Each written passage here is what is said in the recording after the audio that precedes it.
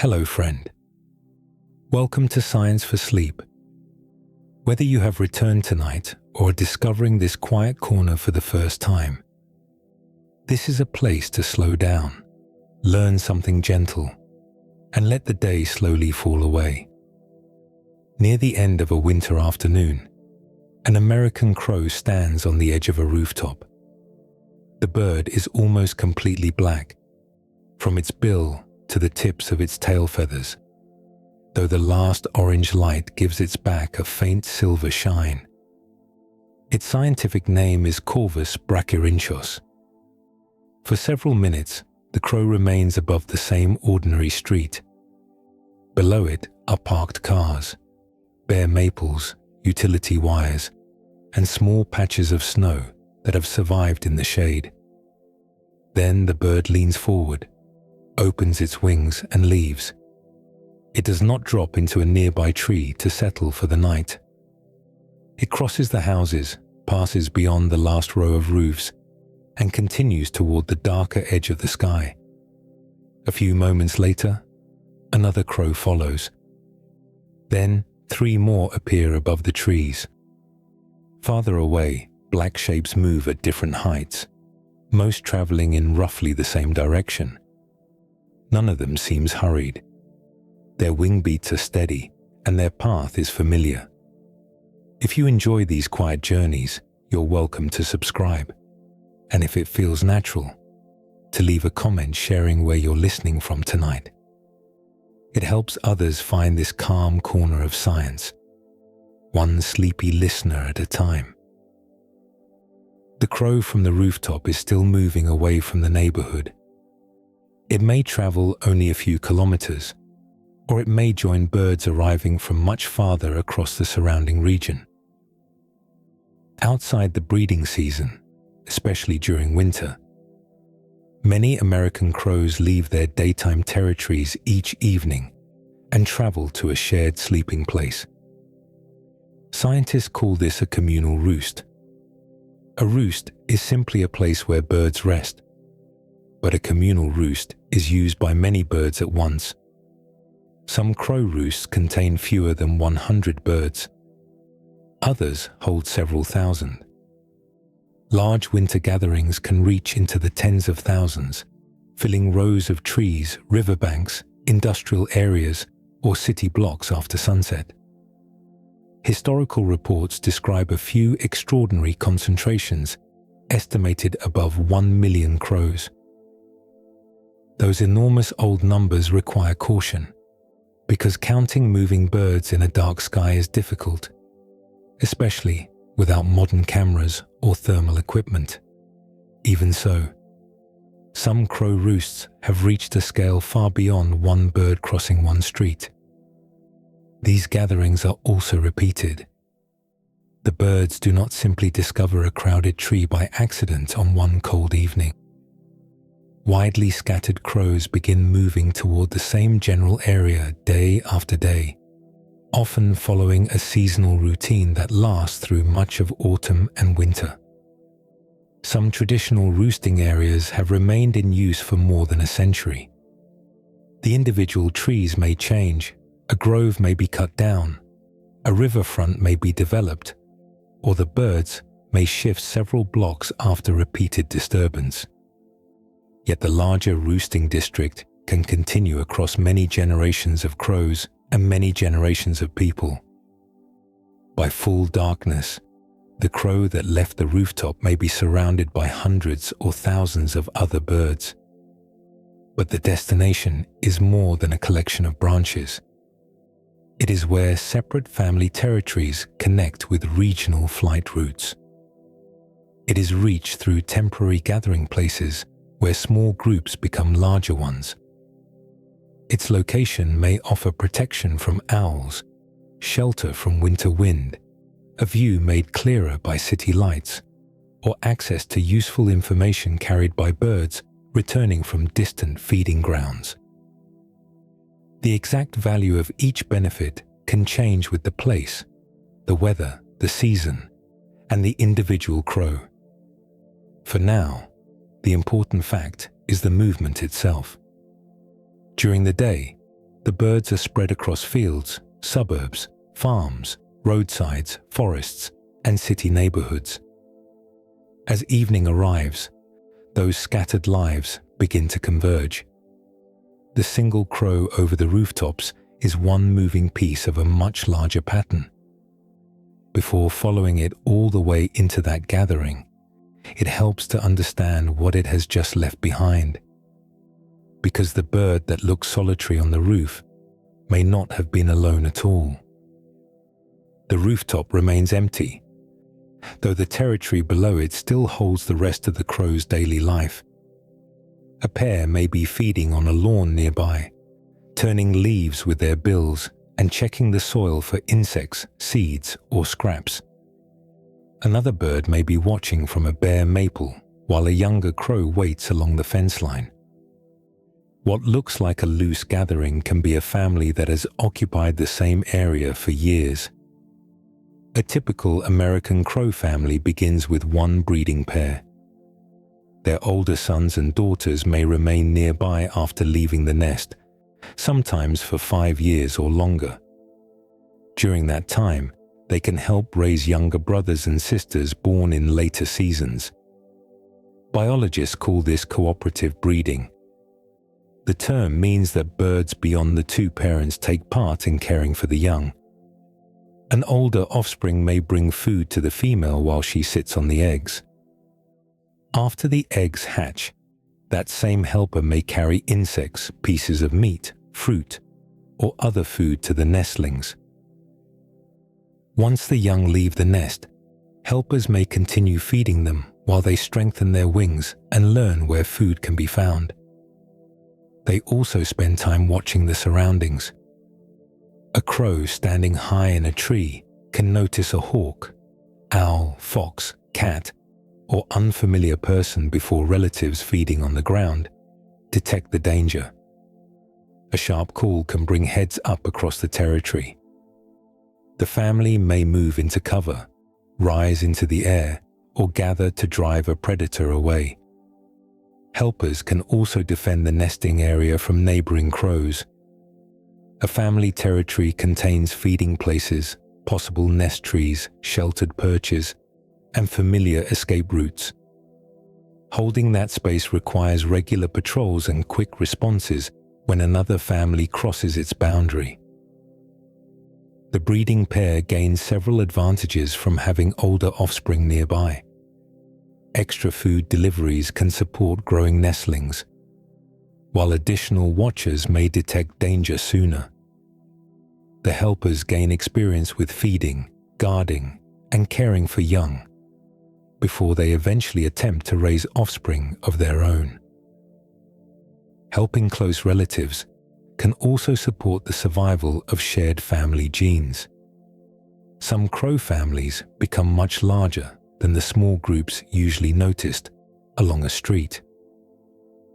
Researchers have documented American crow families containing as many as 15 birds. One recorded family included offspring from 5 different breeding years. A bird hatched several summers earlier could therefore remain beside younger siblings that had only recently left the nest. Several ages may be represented within the same family, from newly independent juveniles to experienced adults. The family does not spend every hour packed into one tree. Members may spread across fields, backyards, roadsides, and wooded edges while searching for food. A few may travel together to a farm, landfill, or large feeding flock. Others can remain near the nesting territory. Temporary separation does not erase the relationship. Crows recognize familiar individuals through their calls, appearance, behavior, and repeated contact. A young bird can disappear for part of the day, return later, and rejoin the same social group. Some family members wander farther during winter and appear again after days or weeks. This flexible spacing helps explain why the crow on the rooftop could look completely alone. Its relatives might have been feeding 2 streets away, resting behind a building, or already moving toward the evening route. The bird's daytime life extends across a defended area containing known trees, regular food sources, and relatives of several ages. That territory gives the family a dependable place for feeding, breeding, and returning after longer journeys. As sunset approaches, even a crow with this secure home may rise above it and continue toward a sleeping place shared with strangers from many kilometers away. That wider movement becomes most visible after the breeding season has loosened its hold on the family. During spring and early summer, a crow's daily schedule is pulled tightly toward the nest. Eggs must be kept warm. Nestlings need frequent meals. Young birds that have recently left the nest still depend on adults and older helpers while they learn to fly well and find food. A family may defend the same territory through all of this activity. The boundary does not have to be marked by a fence. It is maintained through calls, chasing, repeated patrols, and the memory of where neighboring families usually appear. A nest tree, a group of lawns, a wooded edge, or a stretch of roadside can all fall within the defended area. During this part of the year, traveling far away carries a higher cost. Time spent beyond the territory is time that cannot be used to feed young, watch for predators, or drive away intruding crows. By late summer, those demands begin to change. The young grow stronger. Nesting activity ends. Food may also become more widely available across harvested fields, orchards, roadsides, and other open places. Family members can now spend longer periods beyond the territory without leaving helpless nestlings behind. This is when the crow's seasonal double life becomes easier to see.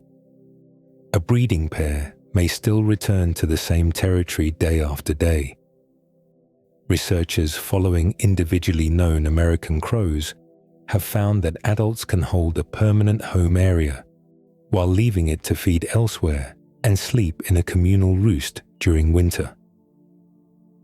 The daytime territory remains important, yet it no longer contains every part of the bird's routine. A crow might spend the morning near its nesting trees, join a feeding flock several kilometers away during the afternoon, and travel to a shared sleeping site near sunset. By dawn, it may be back inside the same familiar neighborhood. Younger birds often move even more freely. A first-year crow has no nest of its own to defend. An older offspring that remains with its parents may help at home during the breeding season, then range more widely once that work has ended. Some young crows disappear from the family territory for days or weeks before returning. Others join loose groups of non-breeding birds that travel between changing food sources. This difference between breeders and younger birds appears in other crow species as well. A recent study of carrion crows in northern Spain tracked birds belonging to known territorial groups. Carrion crows are close relatives of American crows, though they are a separate species found across Europe and parts of Asia. In that population, communal roosting was most common during autumn and winter. First-year and second-year birds that still belong to family groups use communal roosts more often than breeding adults. Immigrants, meaning birds that had moved into the study area from elsewhere, also use those shared sleeping places frequently. The result does not mean every American crow follows the same pattern. It shows how age and breeding status can change the value of communal life. Geography adds another layer. Many American crows remain near the same region throughout the year. Farther north, some populations make seasonal movements southward as winter approaches. Others wander shorter distances in response to snow cover, cold weather, or shifting food supplies. A crow living in southern Ontario may follow a different winter routine from one living in Virginia or central California.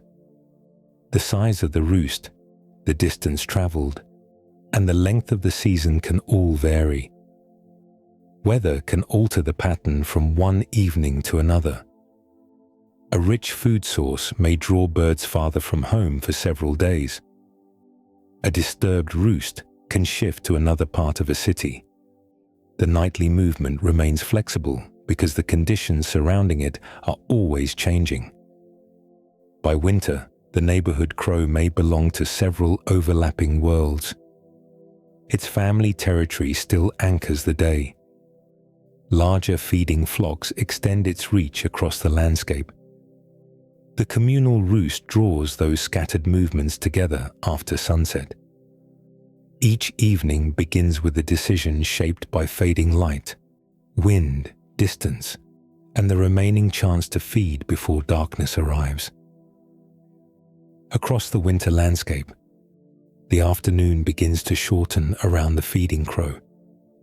It may still be walking through a field, pressing its bill beneath leaves or turning small pieces of soil in search of insects. Another bird watches from a fence post while nearby family members move between bare trees and patches of open ground. Food remains available, but the useful part of the day is narrowing. Crows do not leave for the roost at one fixed hour throughout the winter. In December, darkness may arrive while people are still finishing the afternoon. By March, the same amount of daylight can last noticeably longer. Clouds can make the landscape dim well before the calculated time of sunset, while a clear sky may hold useful light for several extra minutes. Wind changes the decision in a different way. Flying into moving air requires more energy, especially when a bird must travel several kilometers before reaching its sleeping place. Strong gusts can also make landing harder and increase the difficulty of reaching a secure branch after dark. Each crow therefore balances two changing costs. Remaining longer may provide another chance to find food. Leaving too late may mean traveling through lower light, stronger wind, or a crowded arrival period, when thousands of birds are already circling above the roost. Researchers measured this timing at a winter roost in central Iowa, near the city of Ames. Observers counted crows as the birds entered the sleeping area and recorded conditions such as light level, temperature, and wind speed. The roost reached more than 9,000 birds in early February. That number later declined through February and March as winter began giving way to the breeding season. The measurements showed that crows tended to arrive earlier when the light was lower. Higher wind speeds were also linked with earlier entry. Temperature by itself did not have a significant effect on arrival time in that particular study. A cold, calm evening could therefore produce a different schedule from a milder evening with heavy cloud and strong wind. The birds were responding to the conditions that affected travel and visibility most directly. No single crow had to call the entire population into motion. One family left a feeding area when the light reached a certain level. A few minutes later, birds from another territory made the same choice. Crows feeding farther west might still have a brighter horizon, while birds beneath thick clouds could begin sooner. The departures spread across the region in uneven pulses. Near Lawrence, Massachusetts, noticeable streams of incoming crows may begin appearing around 1 hour before sunset. At first, the birds can be counted in small groups. A pair crosses above a road. 7 or 8 follow the river. A larger flock rises from an open field and turns toward the city. Their timing is similar, because they are living beneath the same sky, facing related travel distances, and responding to the same loss of light. Small differences still remain. A crow that has just found a rich source of food may stay a little longer. A younger bird traveling with companions may leave when the surrounding group rises. An experienced adult may begin earlier on a windy evening because it has crossed the route many times before. These choices slowly create order across a wide area. The evening movement has no visible leader, yet it develops a recognizable direction. Separate families begin passing over the same roads, rivers, wooded edges, and neighborhoods. From the ground, their paths can look like narrow streams drawn across the fading sky. Each bird began from its own daytime location. As the distance closes, those private journeys start becoming shared routes. The loose evening stream carries the rooftop crow beyond the streets it knows best. Below, the neighborhood gives way to a wider patchwork. The bird crosses a road lined with bare trees, then passes above a wooded edge where snow remains beneath the branches. Farther on, open fields stretch between farm buildings and narrow strips of forest. A river bends through the landscape, reflecting the last pale light. Parking lots, rail lines, industrial roofs, and clusters of houses appear along the route. Each place may contain crows that spent the day feeding nearby. Some rise from fields where grain remained after harvest. Others leave suburban lawns, riverbanks, refuse sites, or stands of trees used for resting between meals. At first, these departures remain separated by several kilometers. As the birds travel toward the same general destination, the gaps begin to close. A pair moving above one road joins 5 birds approaching from the west. A family crossing the river becomes part of a larger line arriving from farmland beyond the town. Small groups may fly at different heights while still following the same broad direction. Nothing marks these paths in the air. Their shape appears through repetition. Daytime territories and feeding grounds are spread across a large area, while suitable communal roosts are far less common. When birds leave many starting points for one limited destination, their separate journeys begin to overlap. The result is a biological transport network. Its routes are formed by geography, learned experience, and the movement of other crows rather than by signs or fixed boundaries. A river can provide an easy landmark visible from above. A long road, railway, wooded ridge, or line of buildings may also guide a familiar approach. Experienced birds can remember the position of the roost in relation to these features. Younger crows may travel with family members or follow other birds already moving in the expected direction. The corridors remain flexible. A strong crosswind can push the flight line several hundred meters to one side. Birds feeding at a different field may enter from a new angle. Disturbance near a usual gathering place can redirect the evening traffic toward another part of the city. A staging site used earlier in the week may be empty. After farming activity, construction, or repeated human movement changes the area. The network therefore shifts while preserving its larger purpose. Naturalists were already describing these aerial streams more than a century ago. During the winter of 1916 to 1917, Charles Townsend and several companions watched crows approaching a large roost near Castle Hill in Ipswich, Massachusetts. They identified several major streams entering the roosting district from different directions. On one evening, an especially large movement stretched for roughly 2 miles. The line took about 4 minutes to pass the observers. Birds near the front were already approaching the roost, while those at the rear were still crossing distant parts of the landscape. Such a flight could contain crows from many territories and feeding groups, without becoming one permanently united flock.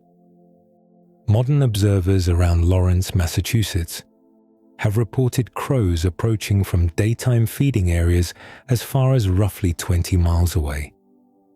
That distance represents some of the longer journeys within the regional system. Many birds travel less. A crow feeding close to the city may need to cross only a few kilometers, while another arrives from farmland near the outer edge of the roost's reach. From the ground, people may notice only a handful passing above a house or road. A person standing several kilometers away may see another group at the same moment.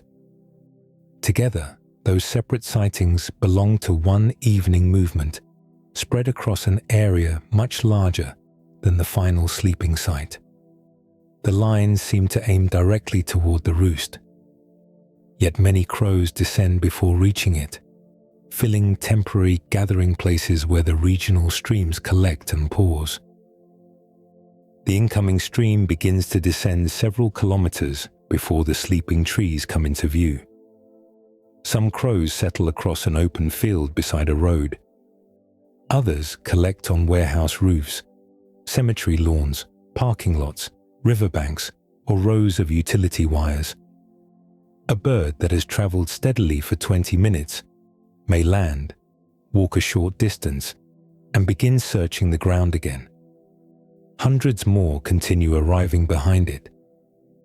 This temporary gathering is called a pre-roosting aggregation. A staging ground is the place where scattered travelers collect before making their final movement into the overnight roost.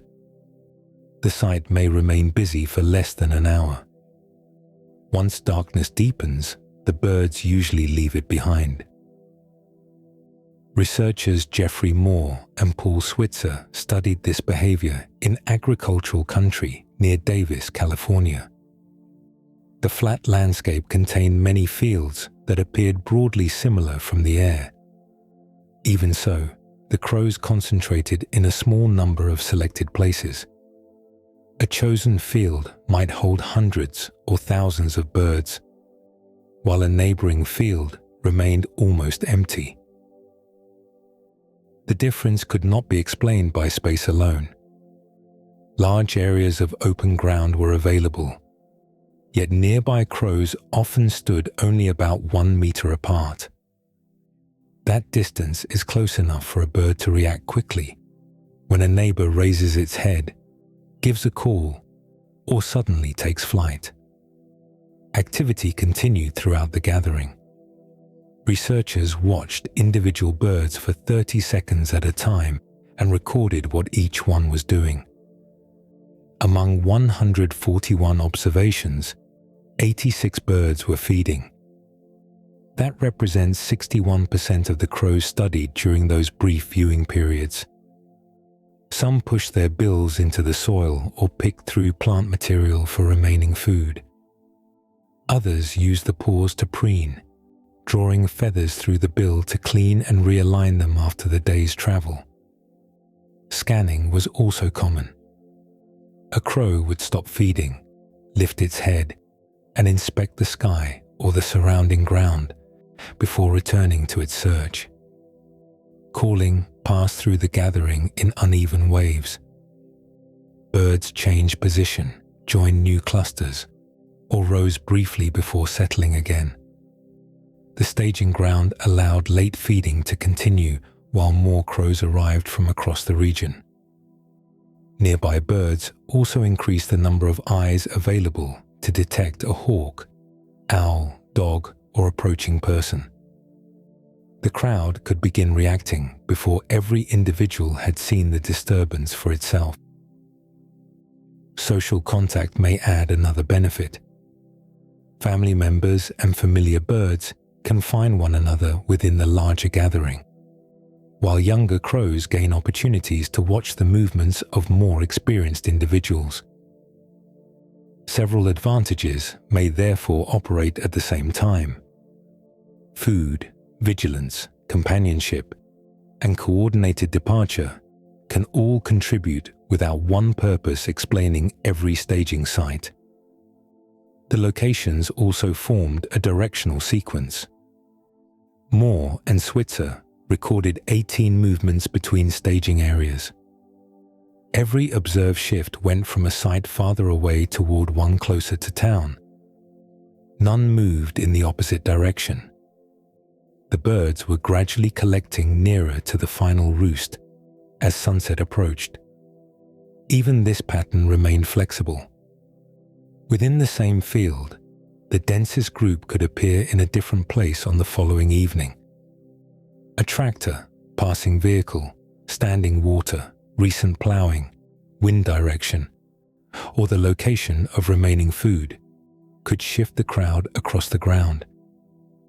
The exact field might also change, while the broader route toward the roost remained familiar. These temporary sites allow the nightly gathering to grow without forcing every arriving crow directly into crowded sleeping trees. Small groups become several hundred birds. Several hundred may join thousands waiting closer to the city. The movement gathers density in stages, with each stop placing the birds nearer to their final destination. As sunset passes, feeding slows and more heads turn toward the same darkening direction. A few crows lift from the field. Dozens follow, and the waiting layer begins to rise. For a short interval, the field settles into a restless pause. Calls pass across the gathering while some crows continue feeding. Others stand upright, watching the sky and the darker line of buildings ahead. Only a few birds leave during these quieter moments. Then, a small group rises near the edge of the field. Nearby, crows lift almost immediately, followed by dozens more from farther across the ground. Within seconds, a dark wave is moving toward town. The departures do not continue at a smooth, even rate. Geoffrey Moore and Paul Switzer measured them in 30-second intervals and found that the birds left in tight clusters. One interval might contain many departures, while the following interval held very few or none. A crow that sees several neighbors rise receives useful information. Those birds may have noticed a predator, responded to fading light, or simply reached the point when waiting no longer provides much benefit. Following them reduces the chance of making the final trip alone. The larger movement is created through many local reactions. No bird needs to direct the whole field.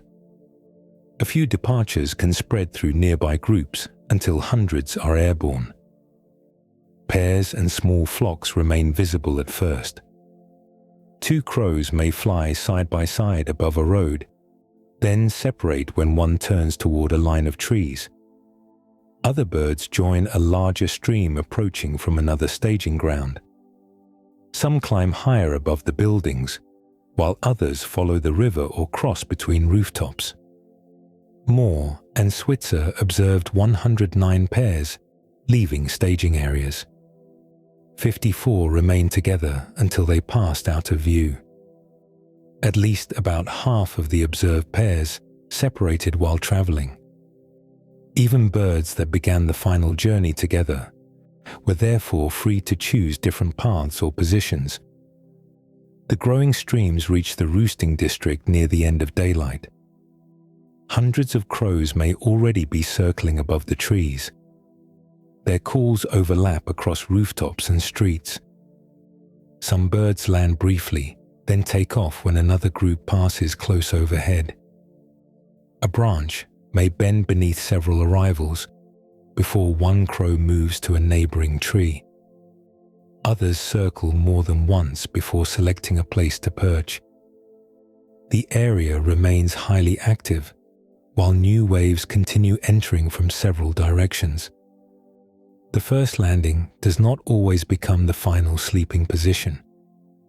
A crow may shift because a branch is crowded, exposed to wind, or disturbed by birds landing nearby.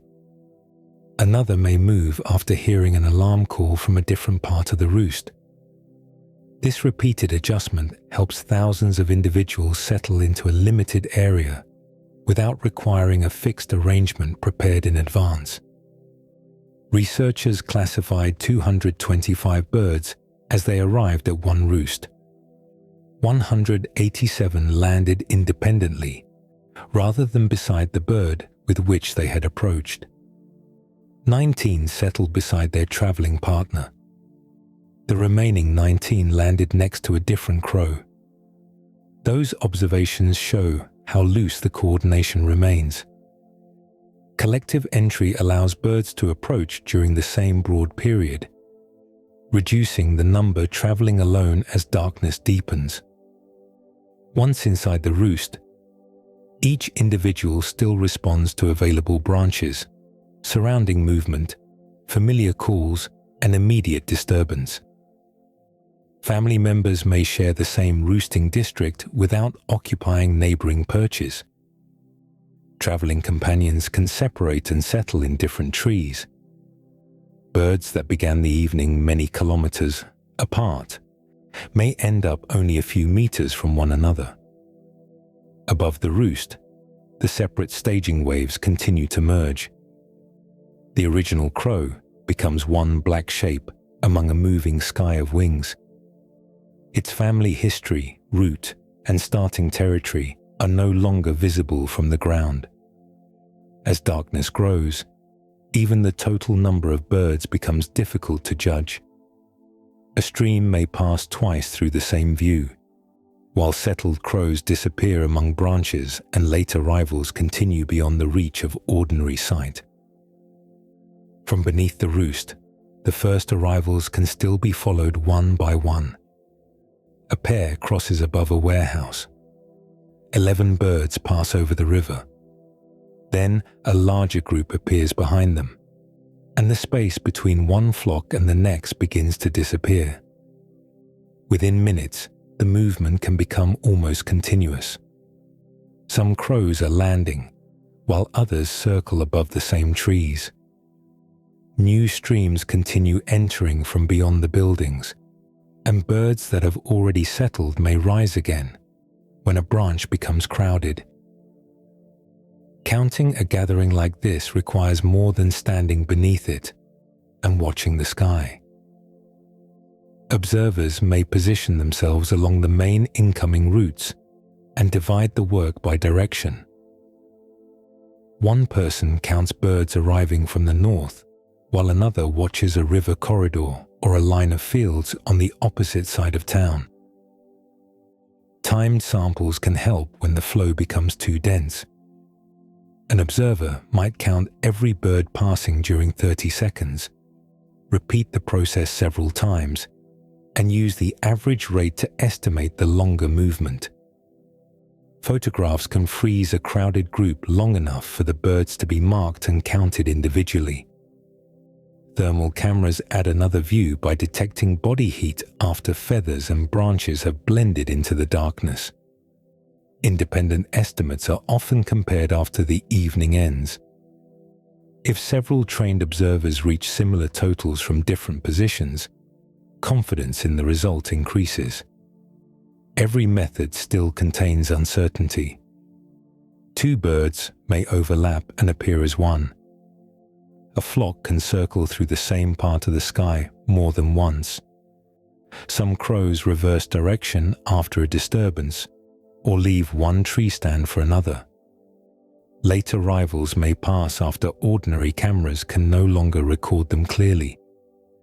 A roost can also spread across several blocks, riverbanks, or groups of trees hidden from one viewing point.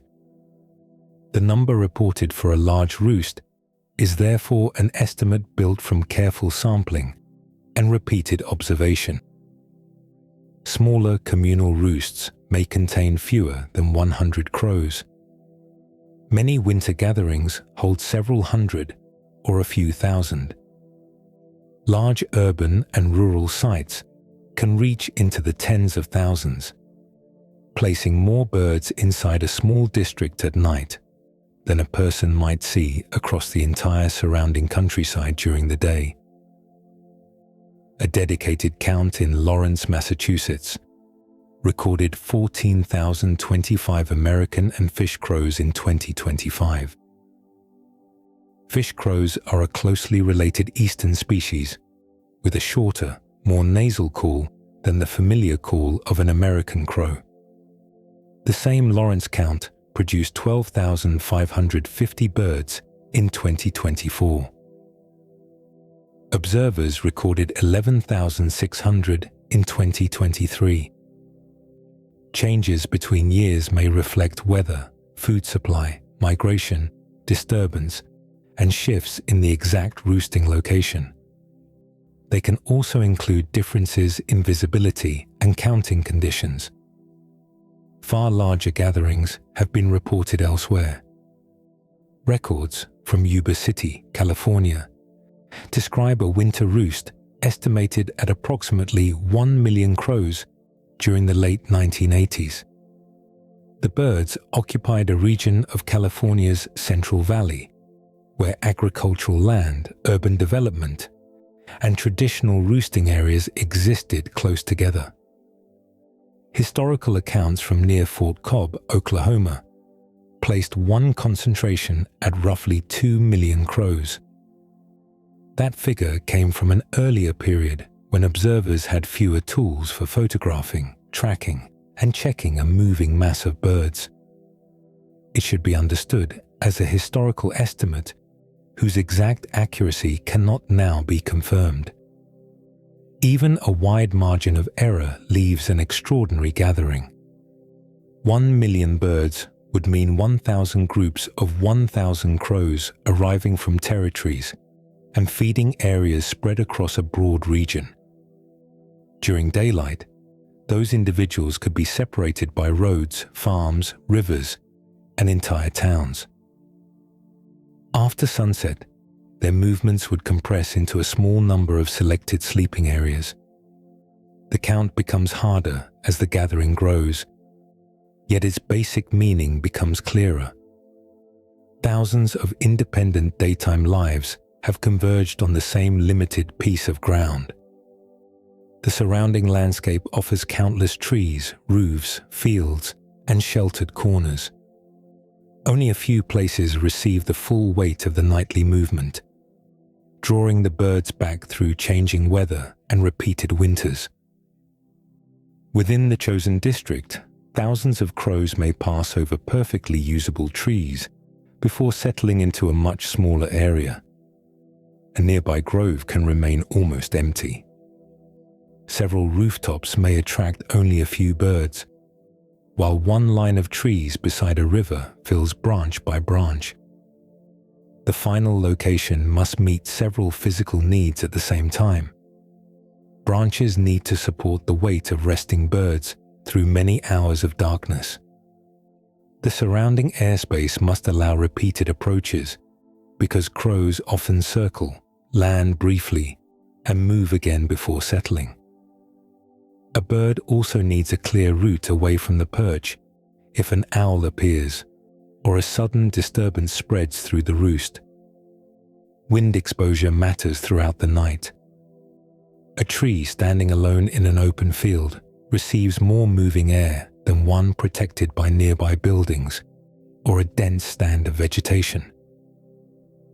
Branches on the sheltered side of a grove may offer calmer conditions than those facing the prevailing wind. Traditional rural roosts have often formed in large stands of trees, including dense evergreens. Evergreen foliage remains in place during winter and can reduce the amount of wind passing around a resting bird. The thick cover also makes perched crows harder to see from a distance. Urban roosts can take a different form. In Lawrence, Massachusetts, crows have gathered along the Merrimack River in leafless trees near old brick mill buildings. During the evening sequence, birds have also occupied rooftops, utility structures, parking areas, and river ice. Some of these places are temporary staging surfaces. Others become part of the final sleeping area as the birds shift through the district. Artificial light may influence the choice. Street lamps and illuminated buildings can make moving shapes easier to detect after sunset.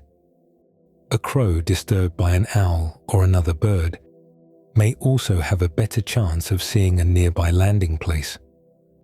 Open roads and parking lots create broad sight lines around the roost, while taller buildings can block wind from certain directions. Distance also limits the possibilities. A sheltered grove may offer excellent branches, but its value decreases if thousands of birds must fly far beyond their daytime feeding areas to reach it.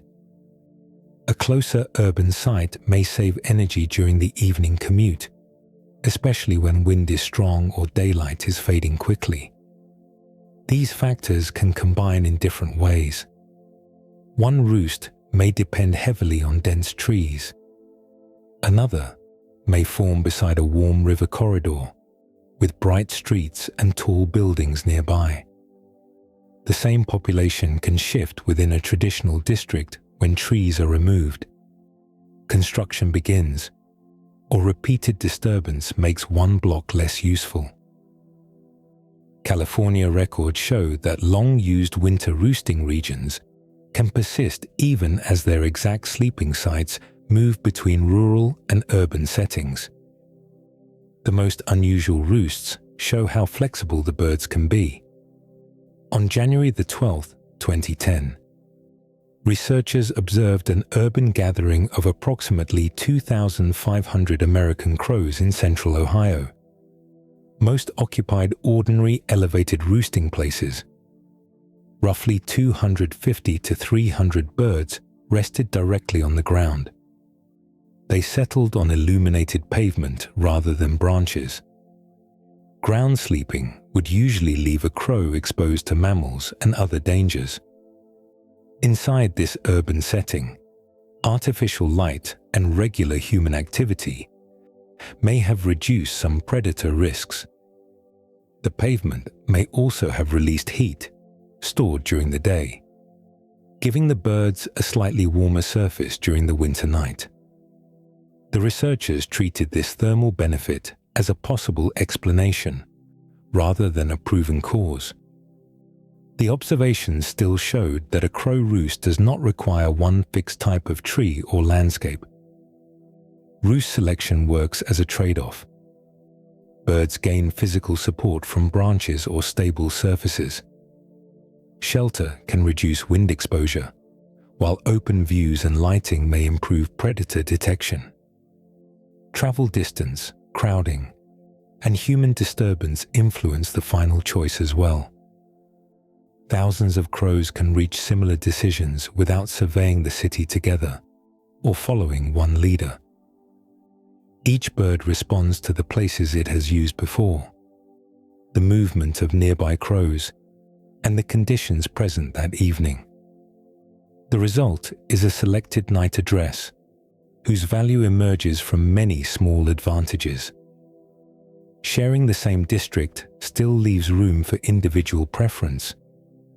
Among thousands of arrivals, some crows may be choosing more than a safe branch and familiar route.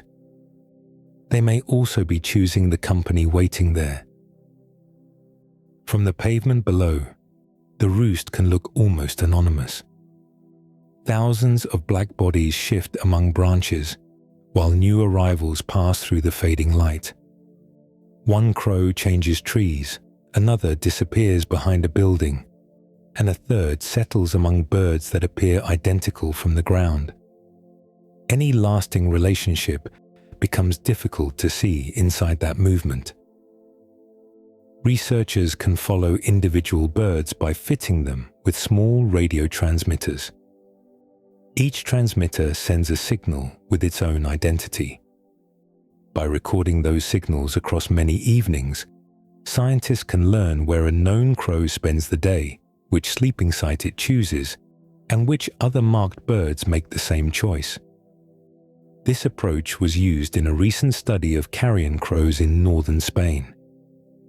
Carrion crows are close relatives of American crows, though they belong to a separate species found across Europe and parts of Asia. Their feathers are also black, and they share many familiar crow behaviors, including territorial family life and communal roosting. The research took place at La Sobariba, an agricultural landscape covering about 45 square kilometers. Fields, villages, roads, and small wooded areas divided the region into a patchwork of daytime territories. Within that area, the crows could choose among 4 communal night roosts. 73 birds carried radio transmitters. Many belonged to known territorial groups that researchers had already observed during daylight. These groups contained between 3 and 9 crows, although the average was close to 3. A group might include a breeding pair, along with an older offspring that had remained on the territory. Other groups included additional relatives or birds that had joined the family unit. Tracking them created a useful comparison. Several crows living in the same part of the landscape might choose one roost because it was simply the closest or most sheltered place. A social preference would produce a stronger pattern. Known companions would choose the same roost more often than expected after distance, season, and available sites had already been taken into account. The record showed that members of the same territorial group did prefer to use the same communal roost. Their shared daytime location explained part of that pattern, since companions often began their evening journeys near one another. Statistical analysis still found an additional social effect. The birds were choosing the same sleeping site more often than the physical landscape alone would predict. This does not require them to land on neighboring branches. 2 companions can select the same roost and still sleep dozens of meters apart inside it. Their paths may divide during the final approach, especially when hundreds of other crows are circling and changing position. The meaningful choice occurs at the larger scale. Among 4 possible destinations, familiar birds repeatedly entered the same one. Season also changed how strongly communal life appeared. Roost use was greatest during autumn and winter, when breeding duties were reduced and groups could travel more freely. During spring and autumn, colder nights were linked with greater use of communal roosts. A territorial crow might therefore sleep closer to home during milder conditions, then join companions at a shared site when the night became colder. These results belong to one carrion crow population in Spain. They do not prove that every American crow roost is divided into permanent groups of friends. American crow populations live in different climates, use different landscapes, and may organize their nightly movements in somewhat different ways. The study provides strong evidence for a broader possibility. A crowd containing thousands of crows can preserve smaller relationships inside it, even when those relationships remain invisible to a person watching from below.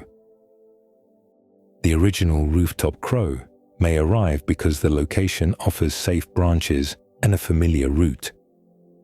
Its evening destination may also contain parents, siblings, or other known companions from the daytime territory. Those connections give the gathering a social structure without arranging every bird into a fixed place. Families, temporary traveling partners, and unfamiliar crows can all occupy the same roost while responding to different degrees of familiarity. The result is a society built from several overlapping layers, each more flexible than a permanent neighborhood and more ordered than a random crowd. Those social layers remain flexible once the birds enter the larger gathering. A family may arrive from the same daytime territory and choose the same communal roost. Its members can still separate during the final flight, land in different trees, and spend the night among unfamiliar birds.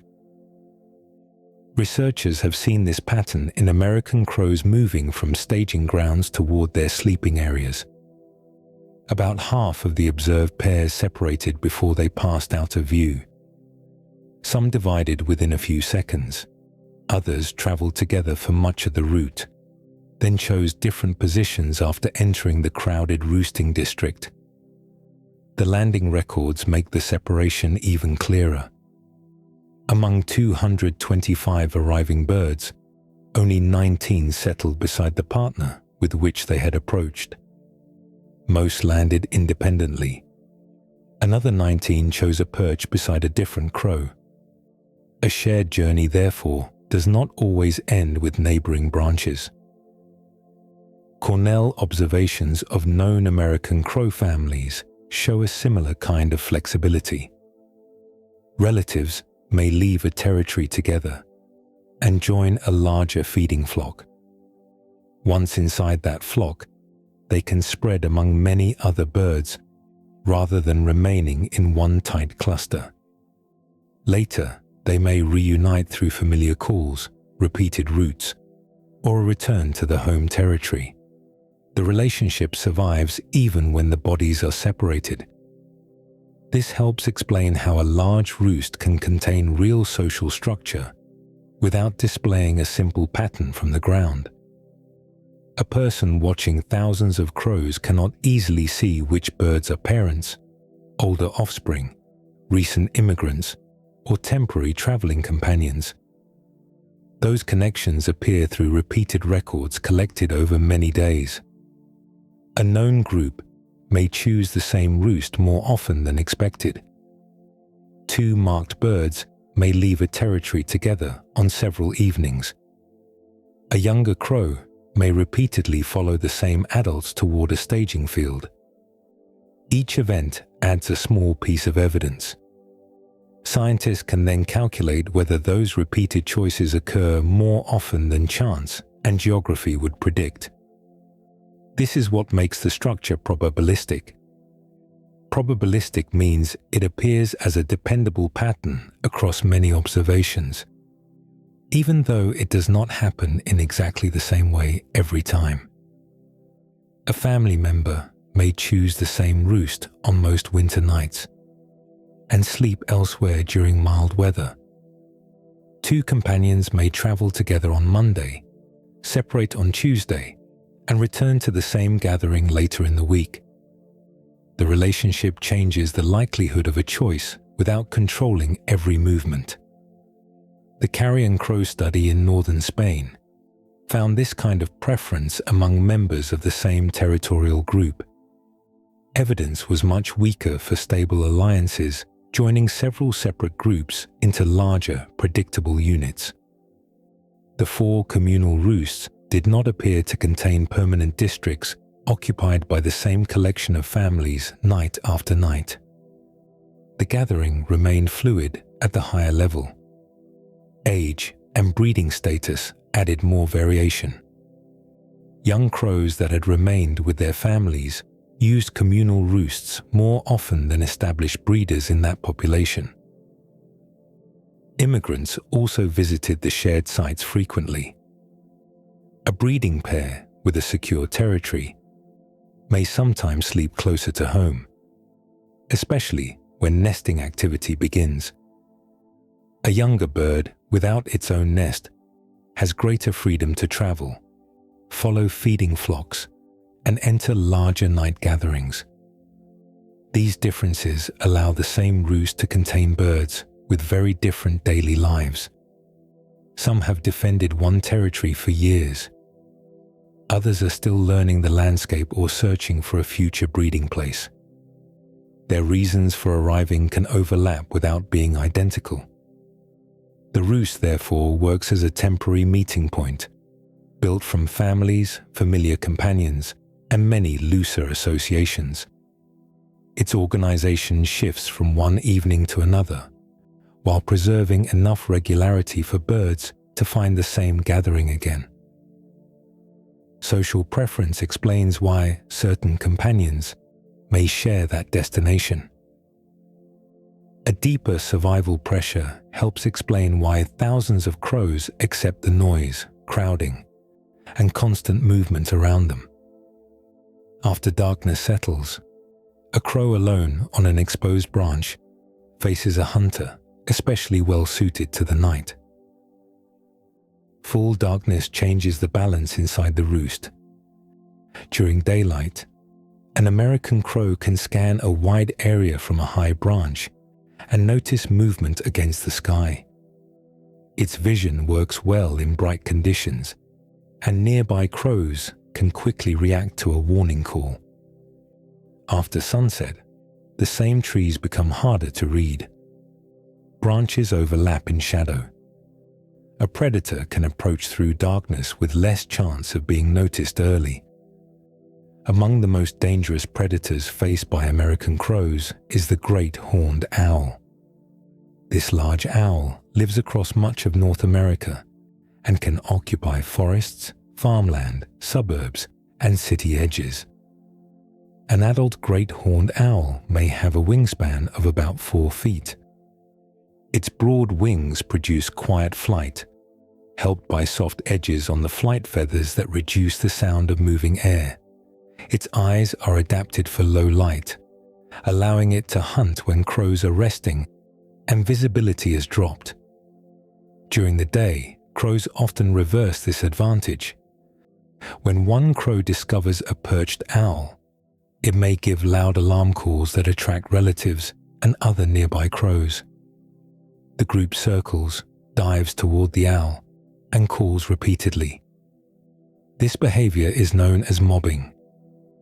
Mobbing can force an owl to leave its resting place, reveal its location to other birds, and reduce the chance of a surprise attack later.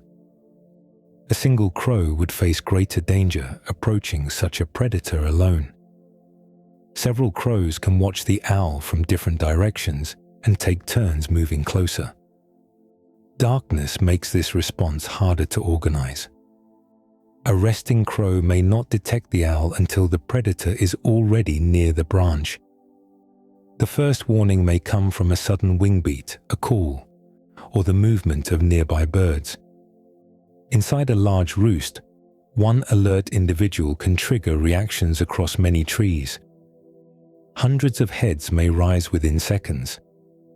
Birds nearest the disturbance can take flight, while those farther away receive warning through the spreading movement. This is collective vigilance. The term describes the safety created when many animals are able to notice danger. Each crow does not need to remain fully alert every moment, because other birds are also watching and listening. Crowding can provide a second benefit called risk dilution. If an owl enters a tree containing one crow, that individual represents the only available target. Inside a gathering of several thousand, each bird makes up a very small part of the group. The danger remains real, though the chance of any particular crow being selected becomes lower. Predator swamping adds another effect. When many birds enter the roost during a short period, a predator cannot attack all of them. The large arrival waves overwhelm the limited hunting capacity of one owl. These 3 benefits work in related ways, though each depends on a different part of the gathering. Collective vigilance improves detection. Risk dilution spreads danger across many individuals. Predator swamping limits how many birds can be taken during a crowded movement. Directly measuring how much each effect improves survival is difficult in a wild roost. Researchers cannot observe every owl approach or identify the exact reason each crow escapes. The pattern of staging behavior still offers useful evidence. Jeffrey Moore and Paul Switzer found that American crows stood close together in pre-roosting fields, even when empty space remained nearby. Departures also occurred in strongly clustered waves. Reduced predation risk was considered a plausible primary benefit of this behavior. Traveling with many other birds shortens the time spent approaching the roost alone. It also means that a crow reaching the final trees arrives, while many eyes are already active around it. Urban lighting may strengthen that protection. Street lamps, parking lot lights, and illuminated buildings can help disturbed crows see the outline of an approaching predator. The same light can help a bird locate another branch after taking sudden flight. Conditions vary among cities, and artificial light affects wildlife in several ways. Within some urban roosts, however, a small amount of visibility after dark may make escape easier. The crowded calls and constant shifting now carry a practical meaning. Each nearby bird adds another possible warning. The roost gives crows a safer way to enter the night, even when most of their neighbors are unfamiliar. No owl needs to appear for the gathering to have value. A second pressure continues through every cold hour, steadily drawing energy from each resting body. Cold begins drawing heat from the crow as soon as the surrounding air falls below its body temperature. Like other birds, an American crow keeps its internal temperature close to 41 degrees Celsius, or 106 degrees Fahrenheit. Maintaining that warmth through a winter night requires a steady supply of energy. The bird produces heat by breaking down fats and sugars obtained from food.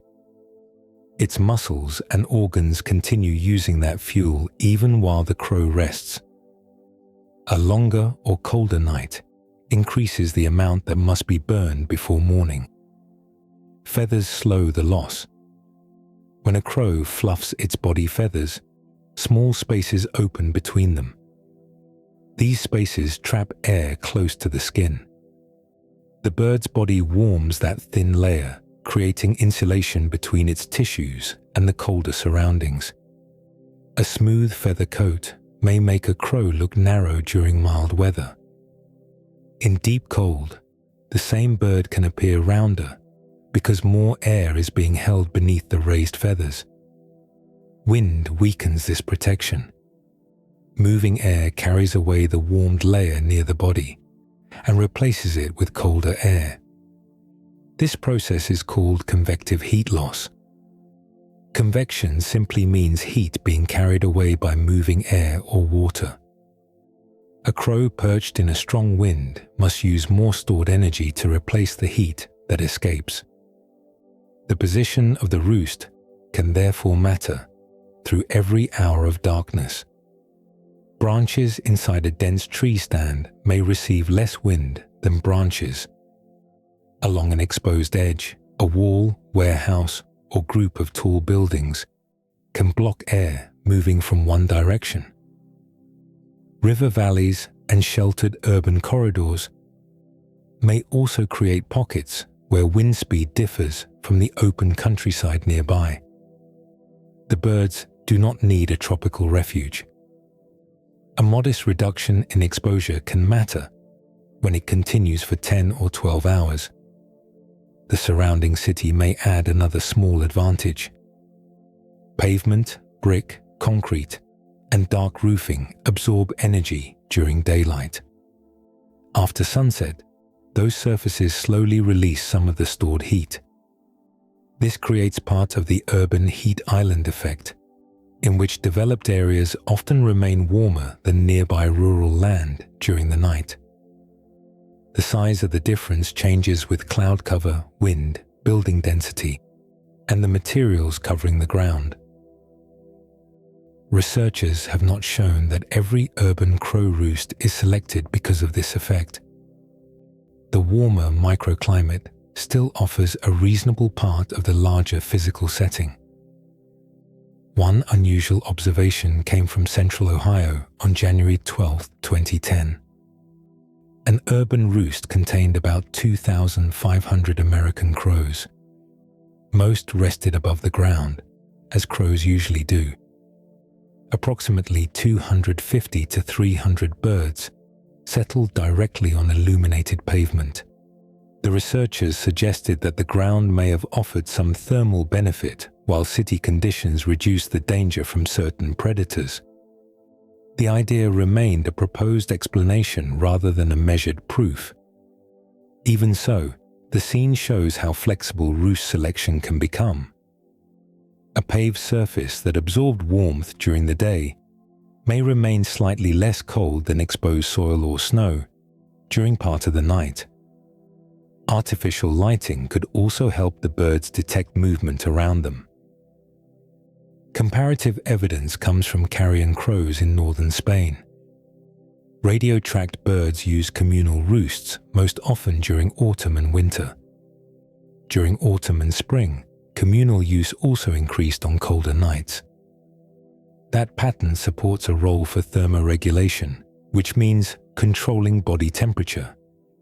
It does not prove that warmth explains every gathering or every individual choice. Predator safety, social relationships, travel routes, and access to food may operate at the same time.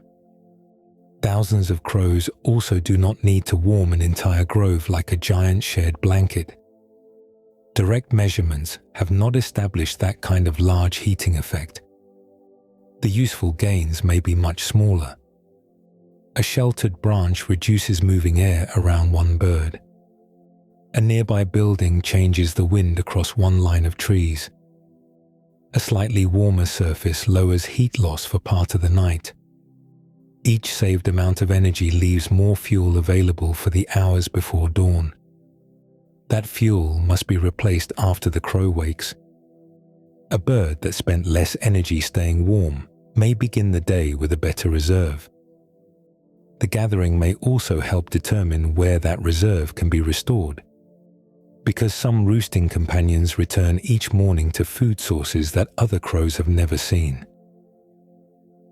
By morning, every crow will need to replace the energy used during the night. Some birds arrived at the roost after a successful day of feeding. They may have found spilled grain near a farm, scraps at a waste site, or a temporary supply of animal remains. Other crows may have searched for hours and returned with much less food. That difference creates a possible advantage inside a communal roost. A hungry bird can watch the behavior of a successful one. If the well-fed crow leaves early the following morning and returns toward the same feeding place, another bird may follow. Scientists call this idea the information center hypothesis. A hypothesis is a proposed explanation that can be tested with observations and experiments. In this case, the roost may act as a place where birds gain clues about food they did not discover themselves. The process does not require one crow to explain a location. No symbolic directions need to be given. Information can spread through ordinary behavior. A bird notices which companions appear well fed, watches when they leave, and follows their flight. The idea was tested with hooded crows in southeastern Norway. Hooded crows are close relatives of carrion crows. Their bodies are mostly grey, with black wings, heads, and tails. Researchers fitted 34 free-ranging birds with radio transmitters so their movements could be followed across the landscape. The experiment lasted 3 years and included 10 repeated trials. For each trial, the researchers created a food patch in a new location. Changing the location prevented the birds from relying on an old memory of where food had been placed before. Each patch contained about 40 kilograms of frozen swine intestines. This provided a large and noticeable food source that could remain useful for more than one visit. On the first day, some radio-tagged crows discovered the patch. These birds became knowledgeable individuals because they had learned where the food was located. Other tagged birds remained uninformed because they had not visited it. That evening, the researchers recorded which birds shared a communal roost. The following morning, they tracked their departures. An uninformed crow was more likely to reach the experimental food patch when it had spent the night with a knowledgeable bird that returned there on the second day. The results supported a simple form of information transfer. The informed bird did not need to lead a formal group. An unfamiliar crow could notice its departure, follow part of the route, or join other birds moving in the same direction. Once close enough, sight, smell, and the activity of feeding crows could help reveal the final location. This mechanism works best when the food remains available. A knowledgeable bird must have a reason to return. Spilled grain, animal remains, refuse, and other concentrated resources may last for several days. A single insect or small fruit would disappear too quickly to support the same pattern. The evidence also remains conditional. A separate study of marked carrion crows challenged simpler versions of the information center hypothesis. Those researchers did not find that communal roosting always produced dependable guidance toward food. Different landscapes may create different results. Some resources are predictable enough that birds already know where to find them. Certain crows may leave before potential followers can respond. Travel companions can also separate during the journey. American crow research at staging grounds found that many pairs divided before reaching the roost, and most arriving partners did not land beside one another. The same loose organization likely continues after dawn. One bird may follow another for several minutes, then turn toward a different field. Information exchange can therefore contribute to communal roosting without explaining every gathering. Safety, temperature, social preference, and familiar routes still operate alongside it. The roost connects birds that experience very different days. A discovery made in one field can influence another crow's direction the following morning. This becomes especially useful where human activity creates large food supplies that appear suddenly, remain briefly, and shift from one place to another across the landscape. Those shifting food supplies are especially common in places shaped by people. A harvested field may leave waste grains scattered behind machinery. A compost site can hold fruit, insects, and other edible material for several days. Refuse containers, roadkill, mowed lawns, parking lot edges, and freshly disturbed soil create feeding opportunities that rarely existed in the same form before roads and cities spread across the landscape. Many of these resources are temporary. Grain is covered by snow or eaten. Garbage is collected. A carcass disappears, and construction moves to another patch of ground. Crows that travel widely and watch the movements of other birds can respond quickly when a new supply appears. The same human landscape that provides food can also offer a useful place to spend the night. Cities contain tall shade trees planted along streets and around public buildings. Brick walls and large roofs alter the flow of wind. Pavement stores heat during daylight and releases part of it after sunset. Rivers, canals, railway corridors, and broad roads create recognizable routes that can be followed from the air. Artificial lighting may help a crow detect the movement of an owl after dark. If the roost is disturbed, street lamps and illuminated buildings can also make another branch, rooftop, or utility structure easier to locate. No single feature explains why crows move into a particular city. Food may be abundant while the available trees remain too exposed. A sheltered grove may be useful, though its distance from daytime feeding areas could make the journey costly. Bright lights may improve visibility, while heavy traffic or repeated harassment makes the site less dependable. Urban crow habitat develops from the combined effect of energy, shelter, travel distance, temperature, and disturbance. This gradual change can be seen in California's Central Valley. During the late 1930s, most documented winter crow roosting in the region occurred at rural sites in the Sacramento Valley. Large numbers gathered near farmland, tree stands, and traditional roosting districts outside the centers of growing cities. The pattern began changing more clearly during the 1960s. American crows increasingly nested within towns and used urban areas during winter. That movement continued through the 1970s and 1980s as cities expanded and crow numbers rose. Between 1970 and 1989, the winter crow population of the Central Valley doubled. The increase was large enough to change where observers, residents, and wildlife officials encountered the birds.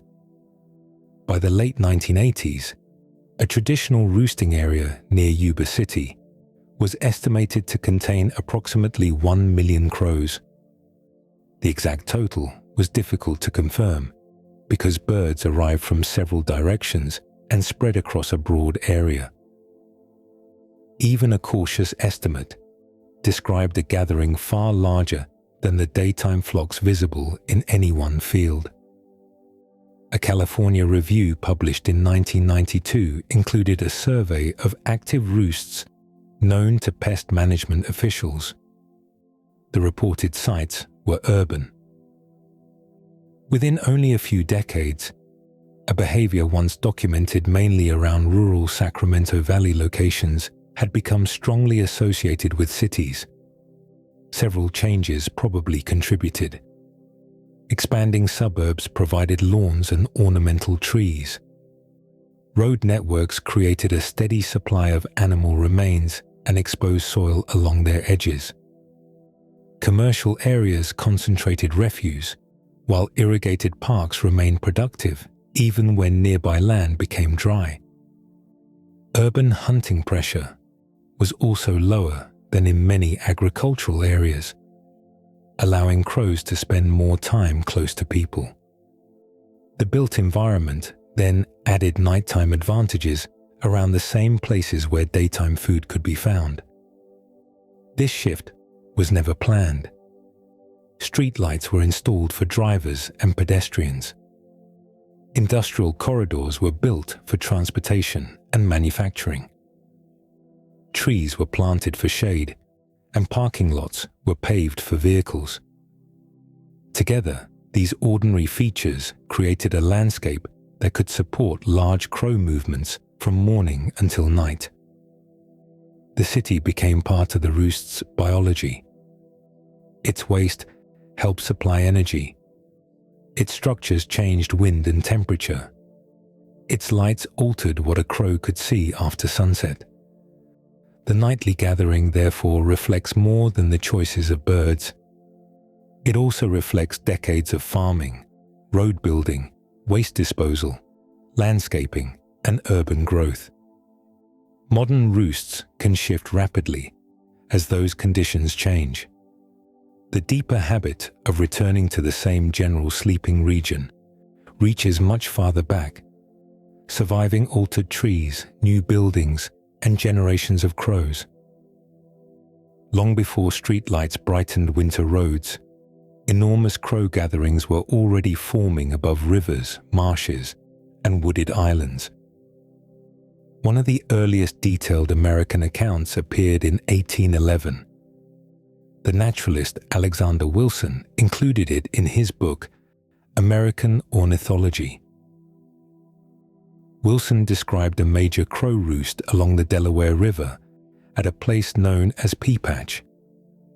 The site lay on an island surrounded by water and low wetlands, offering the birds open approaches and some separation from land-based predators. Local accounts suggested that crows had gathered there longer than anyone living nearby could remember. That wording cannot provide an exact starting date. It does show that the roost was already considered old when Wilson wrote about it more than 2 centuries ago. Each evening, crows arrived from different parts of the surrounding countryside. The individual birds Wilson observed lived only a small part of the roost's total history. Older crows died, younger birds entered the population, and new generations continued following the same broad movement toward the river. The tradition did not require one bird to remember the beginning. It persisted because experienced individuals were already traveling there when younger birds began joining evening flights. Suitable geography also supported the pattern. An island roost could offer trees for perching, open water nearby, and clear routes for birds arriving from several directions. Repeated use then made the destination increasingly easy to find. A young crow following relatives would encounter hundreds or thousands of birds moving toward the same place. After several journeys, the route could become part of its own seasonal routine. About 1 century later, another large Massachusetts roost received unusually careful attention. During the winter of 1916 to 1917, Charles Townsend studied crows gathering near Castle Hill in Ipswich. He visited the area with other observers and recorded where the birds approached, how much land they occupied, and what evidence remained beneath their sleeping trees. Townsend estimated that roughly 12,000 crows used the roost. The occupied woodland covered several acres, with birds distributed through a broad stand rather than one single tree. Incoming flights appeared as large streams crossing the landscape. One movement stretched for approximately 2 miles and took about 4 minutes to pass the observers. The front of the stream was already nearing the sleeping area, while the final birds remained far behind. Townsend also examined pellets dropped beneath the roost. A pellet is a compact mass of material that a bird cannot digest and later brings back up through its bill. Seeds and other food remains inside these pellets offered clues about where the crows had fed during the day. The roost therefore left behind a physical record of the larger region connected to it. Fields and feeding grounds many kilometers away were represented beneath the trees by small fragments carried inside thousands of birds. The Castle Hill observations also showed that a traditional roost is larger than its exact sleeping branches. Storms can damage trees. Landowners can remove a grove. Farming may change a staging field, while buildings or roads reshape the approach. The birds can shift to another stand nearby and continue using the same general district. Cornell researchers have reported American crow roosting areas that remained active for more than a century. Such continuity does not mean every winter produced the same number of birds or the same boundary on a map. The center can move by hundreds of meters or several kilometers, while the regional tradition survives. Several forces help maintain it. The landscape may continue offering shelter and useful travel routes. The presence of many crows attracts additional arrivals. because the gathering itself signals that a workable sleeping place has been found. Experienced birds provide moving guides for younger family members and newcomers. Through repetition, a regional pattern survives the loss of individual crows and individual trees.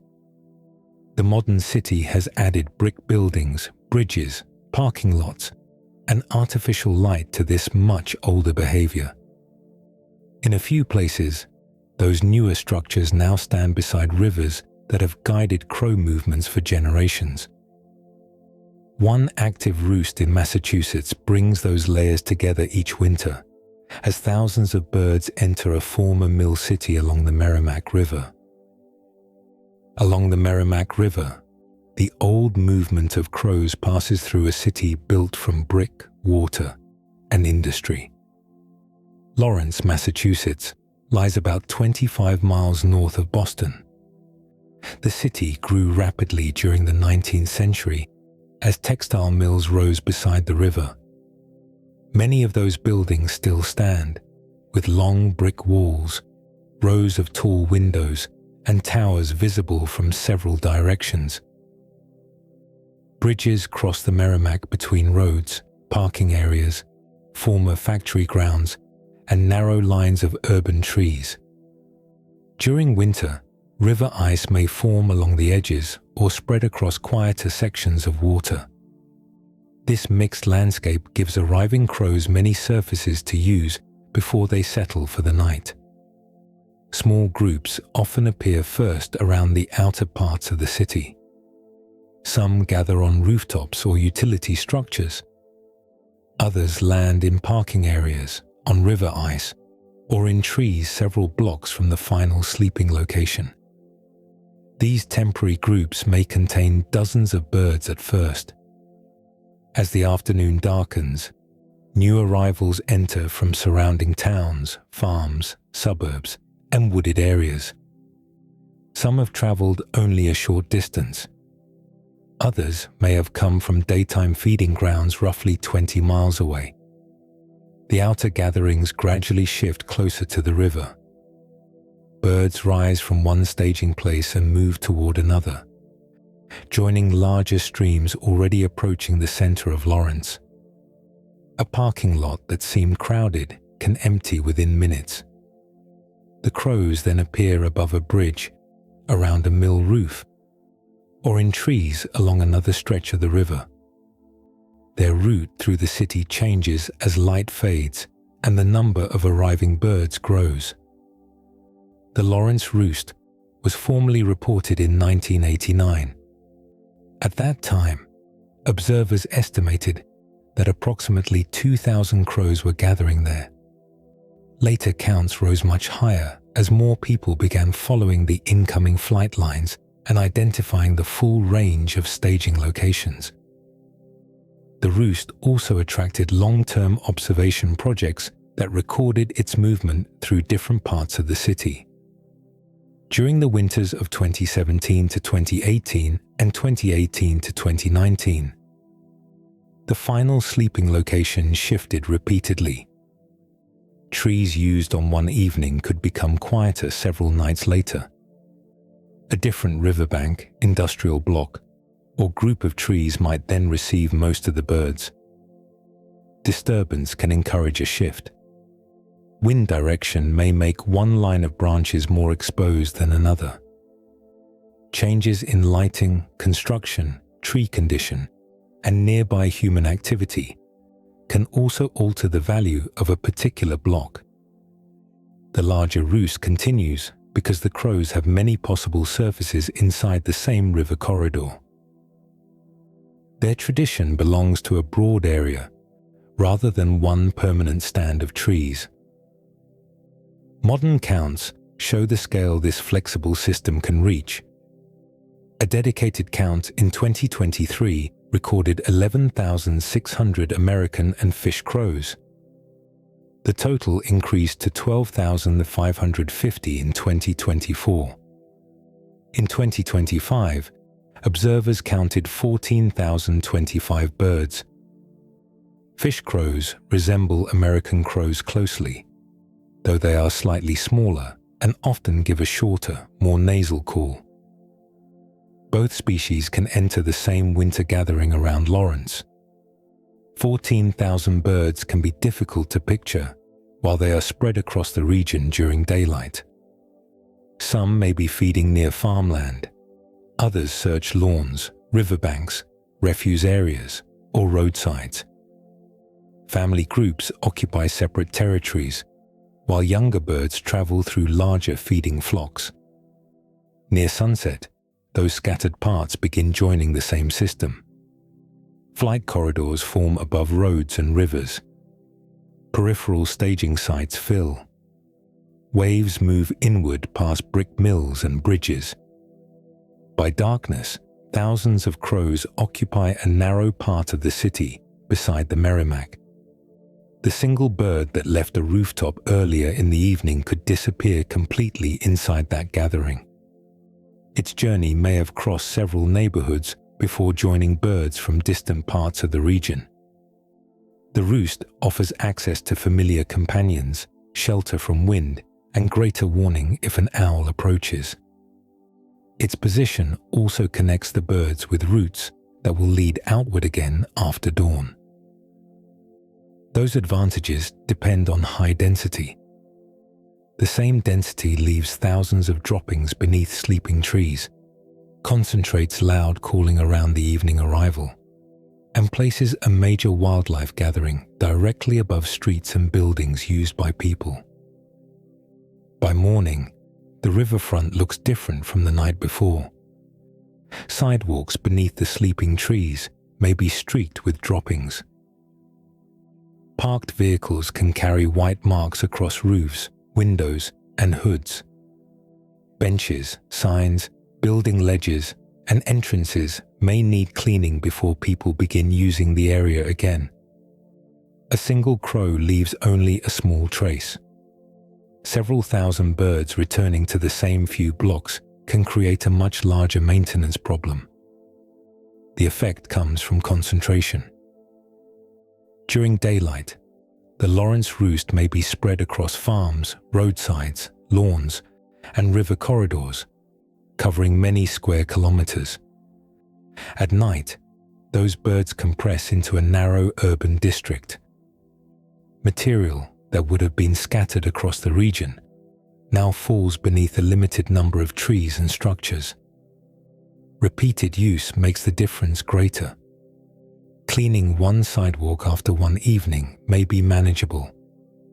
A winter roost can return for weeks or months, adding new droppings before the previous signs have fully disappeared. Public works crews, property owners, and businesses may need to wash pavement, clean signs, or clear building entrances more than once. Wet droppings can also make smooth surfaces slippery. This creates a practical concern near walkways, stairs, parking spaces, and places used by people with limited mobility. Noise follows a daily rhythm. The loudest calling often occurs while the crows are gathering before sunset. Thousands of arrivals communicate, react to movement, and change position as they settle. A sudden disturbance can cause another burst of calls after dark. The roost may grow quieter once most birds have stopped moving. Sound increases again before dawn, when the first departures spread through the trees. Residents therefore may hear intense activity during arrival and morning dispersal, without the same volume continuing through every hour of the night. Complaints can still be serious when the roost stands near homes, hospitals, hotels, or businesses. A person who enjoys watching the evening flight from a bridge may experience the gathering very differently from someone whose car is parked beneath it each night. The birds are using the location because it offers practical advantages. People are using the same streets and buildings for equally practical reasons. Conflict develops where those needs overlap. The presence of a roost does not mean the crows are preparing to attack pedestrians. American crows usually avoid close contact with people, unless a nest or young bird is nearby. A large winter gathering also does not automatically create a severe disease emergency. Droppings should still be cleaned carefully, especially from food areas or heavily used public surfaces. Sanitation concerns become clearer when they are separated from exaggerated ideas about direct danger. Cities have tried many responses to these conflicts. Some early management efforts focused on reducing crow numbers.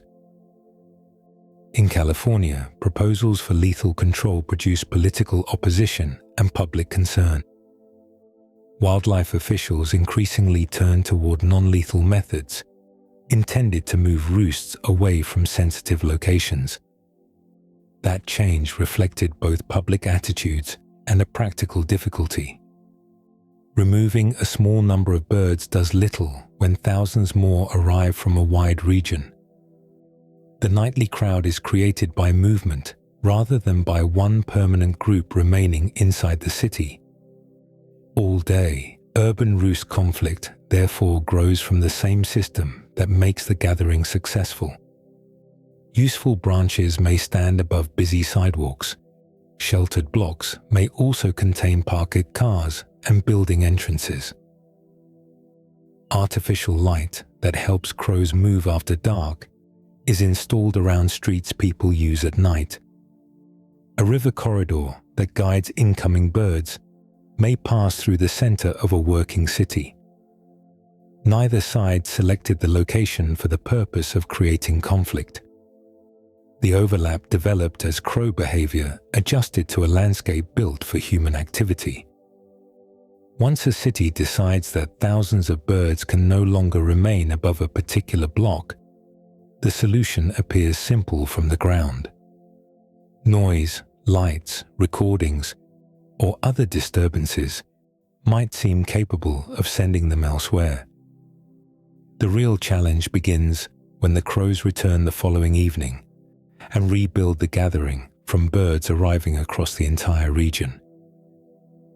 The first management efforts usually begin with a narrow goal.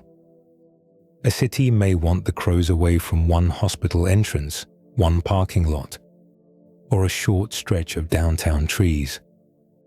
Ending communal roosting across the entire region would be far more difficult. The birds still need a place to spend the night, and the surrounding landscape continues to offer food, shelter, familiar routes, and other advantages. Wildlife managers have tested many non-lethal ways to make one location feel less secure. Recorded crow distress calls can suggest that another bird has encountered danger.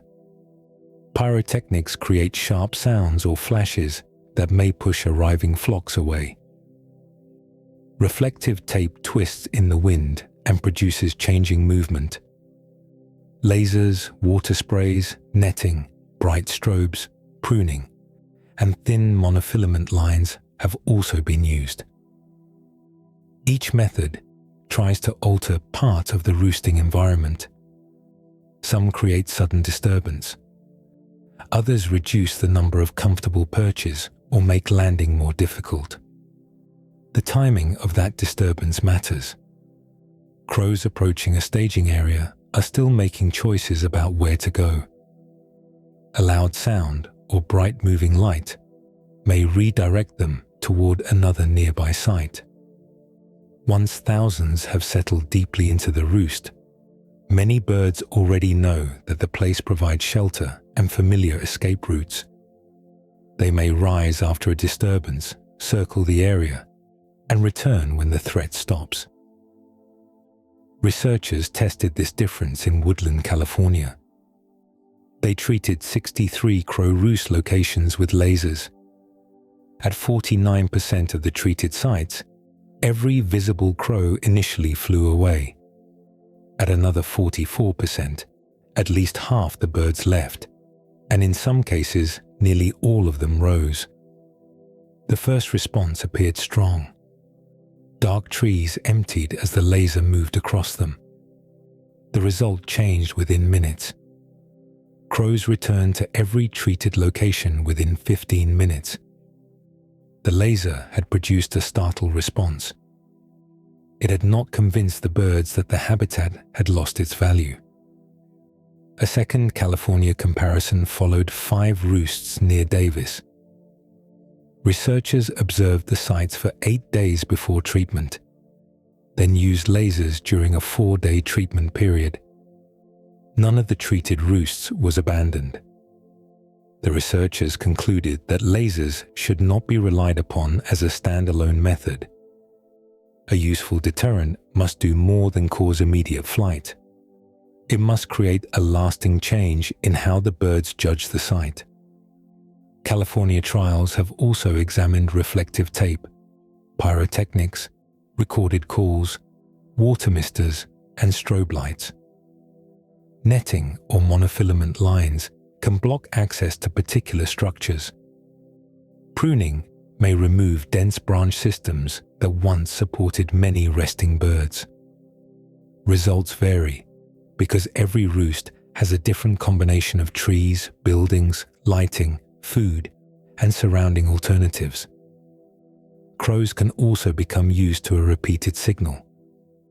This process is called habituation. An unfamiliar noise may cause a strong reaction on the first evening.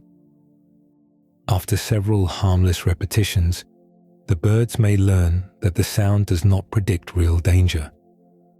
The response then becomes weaker. Successful dispersal can create a new problem nearby. Birds pushed from one block may move several hundred meters and settle above another street. One large gathering may divide into several smaller roosts, spreading noise and droppings across a wider area. Some groups may return after the management work ends. Others shift between several sites depending on weather and disturbance. The roost survives these changes because its organization is distributed across thousands of individuals. No command center has to be rebuilt. No single tree holds the entire tradition. Birds arriving from the region can watch where others gather and adjust their own routes. As long as the broader area continues offering useful shelter and access, the nightly society can reform around a different set of branches. That persistence shows how strongly the benefits outweigh the inconvenience of moving. Crowding brings protection, warmth, and social opportunity. It also brings bodies into close contact for many winter nights, creating risks that may travel through the gathering as efficiently as information does. Inside a winter roost, thousands of bodies share a limited amount of space. Birds perch close together on branches, move across the same ground, and pass through areas covered with feathers and droppings. That closeness can improve safety and help crows find useful information. It can also create more opportunities for disease to spread. One important example is West Nile virus. The virus normally moves between birds and mosquitoes. A mosquito feeds on an infected bird and takes in virus particles with the blood. After the virus multiplies inside the mosquito, a later bite can pass the infection to another bird. Several kinds of birds can carry West Nile virus. American crows are unusually vulnerable once infected. Many develop large amounts of the virus in their blood, and death can follow quickly. This sensitivity made dead crows an early warning sign as West Nile virus spread across North America. The virus was first detected in New York in 1999. During the following years, it moved across the continent through bird populations and mosquito communities. Wildlife workers began collecting and testing crow carcasses because clusters of dead birds could reveal where the virus was active. The effect reached beyond individual roosts.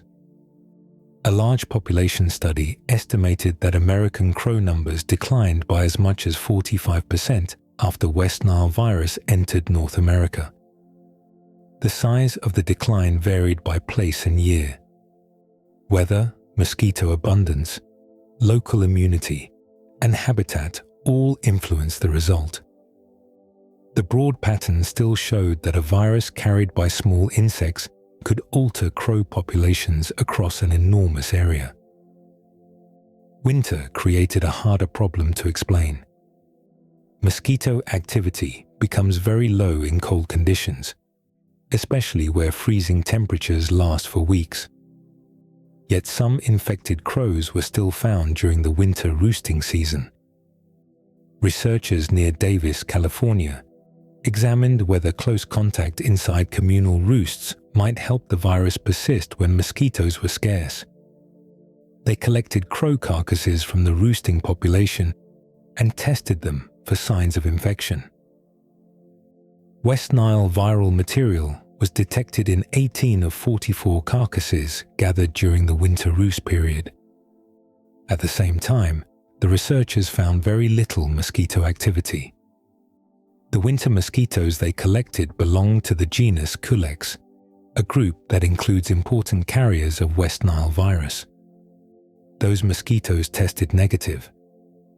The results suggested that ordinary mosquito transmission could not easily explain every winter infection found at the roost. Direct contact became one possible explanation. Crow droppings can land on branches, feathers, pavement, and other surfaces used by nearby birds. By the middle of winter, more than half of the crows observed at the study roosts were visibly stained with feces.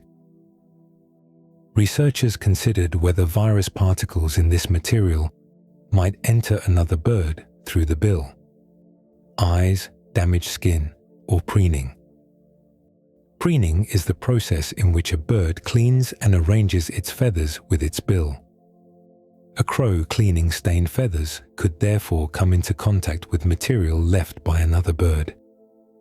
To test this idea, researchers collected 1,119 fecal samples from 3 roosts over 2 winters. None contained detectable West Nile viral material. The study confirmed that infected crows were present during winter. It did not establish how those infections had occurred. Some birds may have been infected earlier and remained detectable for a period of time. A small number of mosquitoes may have escaped collection. Other routes of contact may also exist, but remain difficult to observe. This uncertainty matters because a crowded roost contains many possible pathways. Birds touch shared branches, move through contaminated areas, and occasionally make direct contact with one another. The same closeness that improves collective vigilance can increase exposure to pathogens, which are organisms or biological agents capable of causing disease. Communal life therefore carries a changing balance. A crow may gain shelter from wind and a lower chance of being selected by an owl.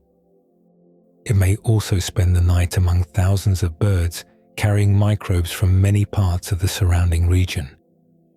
The strength of each benefit and cost changes with weather, population density, mosquito activity, and the condition of the individual bird. From beneath the roost, those differences remain invisible. One crow may be a parent from a permanent territory. Another may be a young immigrant using the site for the first time. To separate those lives from the moving crowd, researchers need methods that can follow individuals through darkness, distance, and repeated nights. Beneath the dark trees, the gathering looks complete. Thousands of crows occupy branches, rooftops, river edges, and nearby structures. Yet most of their individual stories remain hidden. An observer can see movement passing through the roost without knowing which bird came from a farm 10 kilometers away, or which one belongs to a family living 3 streets from the river. Relationships disappear inside the crowd. Exact sleeping positions become difficult to follow as birds shift between branches. Even the total number changes depending on where the observer stands and how much of the roost remains visible. Researchers solve parts of this problem by marking individual crows. Cornell studies have placed numbered leg bands and other visible markers on hundreds of American crows. A band carries a code that identifies one bird when it is seen again. Repeated sightings can reveal how long that crow survives, which territory it occupies, and whether it remains with parents or older offspring across several years. Marked birds helped researchers document the large cooperative families described earlier, including young crows that remained with their parents well beyond their first breeding season. Leg bands work best when the bird can be seen clearly. Inside a dark winter roost, legs may be hidden by feathers, branches, or neighboring crows. A marked bird can remain only a few meters away and still be impossible to identify. Radio transmitters extend the view beyond ordinary sight. A small transmitter attached to a crow sends a signal that can be detected by a receiver. Researchers can follow that signal between daytime territories, feeding areas, staging grounds, and sleeping sites. The Northern Spain study used radio tracking to determine whether known carrion crow companions selected the same communal roost. Because the birds could choose among 4 sites, repeated transmitter records help separate social preference from simple attraction to the nearest suitable location. Radio tracking reveals movement and identity, though it provides less detail about what a bird is doing at every moment. A signal can show that 2 crows entered the same roost. It may not reveal whether they landed on neighboring branches or interacted after darkness. Thermal imaging offers a different layer. A thermal camera detects heat released from bodies and surfaces. Warm crows can remain visible as pale shapes even when their black feathers disappear against the night. Observers in Lawrence have used thermal equipment and low-light photography to locate occupied trees after ordinary cameras lose detail. These tools can reveal birds hidden among branches and improve estimates of how widely the roost has spread. Coordinated counts add the long view. Teams placed along different arrival routes can estimate how many birds enter from each direction. Repeating those counts across winters shows whether the gathering is growing, shrinking, or shifting through the city. The Lawrence totals from 2023 through 2025 offer one example of this kind of record. Weather radar expands the scale much farther. Radar stations were built to measure rain, snow, and moving storms. They also detect biological material in the air, including large groups of birds. When thousands leave a communal roost near dawn, the movement can appear as an expanding pattern around one point. Researchers have developed machine learning systems that search more than 20 years of United States weather radar records for these signatures. Machine learning allows a computer to study many examples and identify patterns that would take people far longer to examine by hand. A radar pattern cannot automatically prove that the birds are American crows. Swallows, blackbirds, and other species also leave communal roosts in large morning movements. Ground observations, local species records, timing, and habitat are needed to confirm what produced the signal. Each tool therefore reveals one level while leaving others partly concealed. Bands show identity and long-term relationships. Transmitters follow movement across the landscape. Thermal cameras expose bodies hidden by darkness, while radar shows the regional expansion of an entire gathering. Combining these methods brings the roost into clearer focus. Important uncertainties remain. Researchers are still working to measure how much protection, warmth, social preference, and food information each bird gains. The value may change with age, family position, weather, and local habitat. A roost can move after trees are removed, or repeated disturbance changes one block. Warmer winters may alter migration and the length of the communal season. Changes in food waste, lighting, disease, and urban development can redraw the nightly routes. The gathering is well documented, yet every new measurement exposes another scale of behavior. Near dawn, those hidden layers begin moving outward together. The packed roost loosens, the first birds leave, and one dark concentration starts dividing into thousands of separate lives. Before sunrise, movement begins inside the sleeping trees. A crow shifts its feet along a branch. Nearby birds lift their heads, stretch one wing, and begin calling into the dim air.